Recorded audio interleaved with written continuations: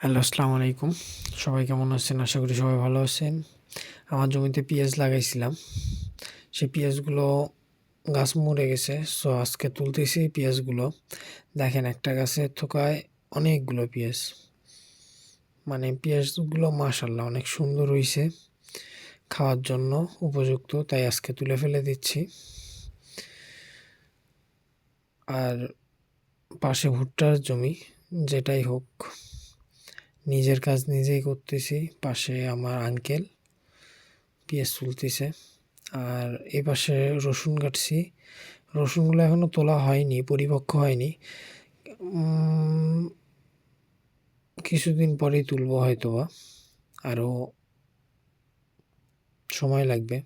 আর uncle পেঁয়াজ কাটতেছে, আমি ভিডিও করতেছি। আর অপোজিট পাশে আমাদের পেঁয়াজগুলো দেখেন মাশাআল্লাহ অনেক সুন্দর। আর এই পাশে আমাদের সেচ কাজ চলতেছে, এখন জমি জমা কাটতেছে, তো সেচ কাজ চলতেছে।